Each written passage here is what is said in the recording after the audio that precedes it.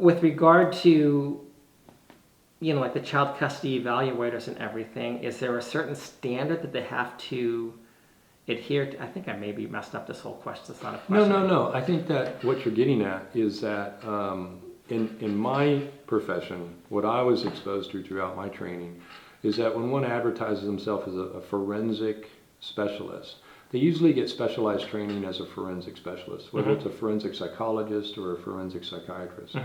And along with that training, there's usually a certification that they're going to classify themselves as a forensic psychologist or a forensic psychiatrist. What I was exposed to and trained as a forensic professional, it's utmost important to maintain a certain amount of, if not total amount, of neutrality. And to maintain that neutrality is to not let your own, to identify, to have the ability to identify, and not let your own personal issues come into the case. But in order to be able to not let your personal issues come into your own case, first you have to be knowledgeable of them. Right. And you have to know what triggers them off. Yeah. And which includes, how your own thinking pattern, how your own emotional pattern influences the case or your thoughts about a case. If you don't have that, then what happens is your stuff, so to speak, is going to contaminate your perceptions of the case. A lot of people don't have that. And so I think what happens is that when you get the people who are involved in these child custody cases and these reports come out, and then these reports are scrutinized by their professional colleagues and heavily scrutinized or criticized, what you're seeing really is that, and they even may be saying it blatantly, is that this evaluator's personal issues came into play and contaminated the whole thing. Wow. Or there's some other issues coming into play that are contaminating the whole thing, because just by looking at this is not a neutral report. Yeah. This is not a neutral evaluation. Yeah. This is not helpful. This is destructive. Yeah. So in other words, and excuse me for saying it this way, but if a person is we'll say, for example, I don't know if the majority of child custody evaluators are men or women. We'll say if they're men and they're into deviant sex, because I remember watching Divorce Court, and they had this guy up there, and you said, "This is a child custody evaluator," and he was the preferred type of person. Or maybe it's a lady who was a radical, devoted feminist. And it's hard to lay aside these things when that's what you are. And maybe you want to force your values or sneak your values into a child custody evaluation. Or maybe you are a hired gun in a sense as well. One of the aspects of maintaining neutrality is understanding what your profession is and what your role is, and preserving that, and working to not let that get contaminated, because that contaminates your professional integrity, and contaminates and adversely possibly contaminates the subject that you are evaluating, which could lead to harm or undue or biased benefit.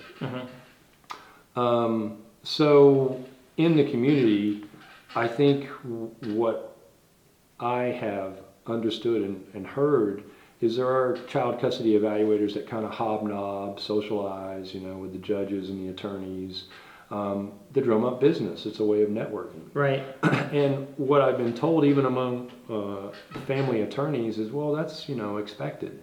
Well, in the profession in which I was trained in, no, that's not what you do. And there's a certain separateness that competent custody evaluators, forensic evaluators have from the judicial system. Okay. They're interacting with the judicial system, but they're separate, and they're separate to maintain the integrity of the neutrality, so to speak. And so,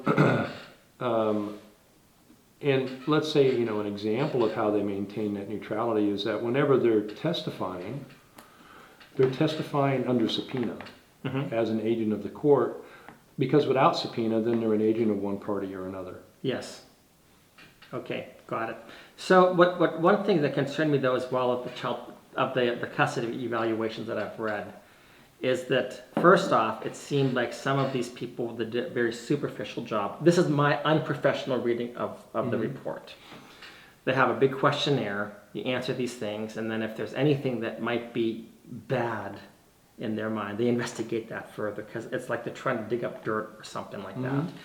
But then I've seen other parts where they take a very insignificant interaction, because they're strangers to the whole parent-child relationship to begin with. But they write in such great detail, as if they're trying to show that they've done their due diligence, they've really done their job. They may have only spent an hour, but you would have guessed they're trying to bamboozle you to think like they've done this comprehensive evaluation. Well, think of it also this way. The people that are usually reading this are not in the field. They're in a whole different field, the legal field. They're judges or they're attorneys. You know, they're not usually psychologically minded. They have minimal to no psychological training. Right. You know, so they take this at face value. And that's where I was trying to go. As the truth. Yeah. And there's very little scrutiny at times, when there should be a lot of scrutiny into these reports. And so, you know, you've heard of things probably, you know, things such as the Dahlberg challenges and things like that. Well, and I think the other thing that's misunderstood is really what is a Dahlberg challenge? You know, a Dahlberg challenge is not just, okay, this person's, you know, lists themselves as a forensic psychiatrist or psychologist.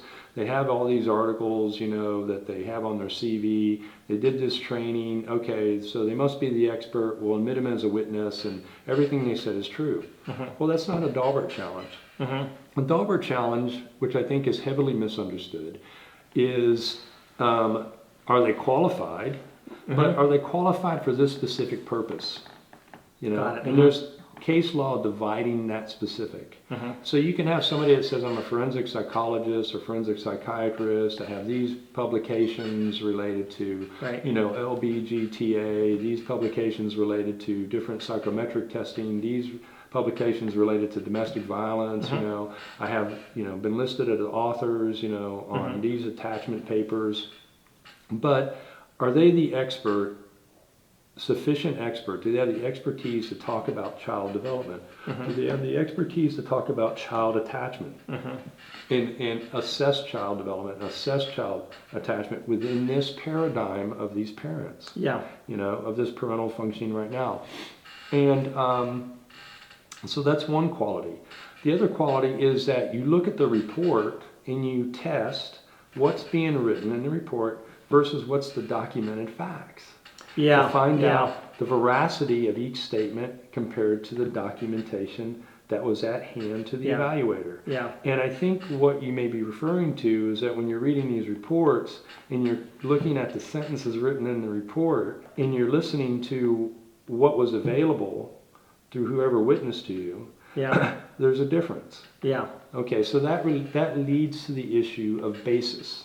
Okay, is there basis? Are the facts facts, or are they alternative facts? Okay, so now let's say an evaluator says in their report, the child was able to go out and play during the blue sky sunny day on August the 5th, okay, but mom or dad wouldn't let them, and that's unusual.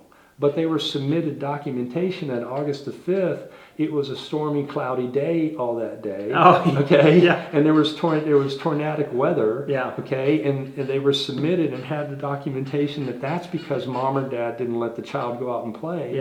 Okay, well then that statement has no basis. Has no basis. All right, and so then if it has no basis, and then there's this conclusion, well, because they don't let the child go out and play during normal blue sky, wonderful days, there must be some abnormality. Well, obviously, if the fact is wrong, then the conclusion or opinion is incorrect.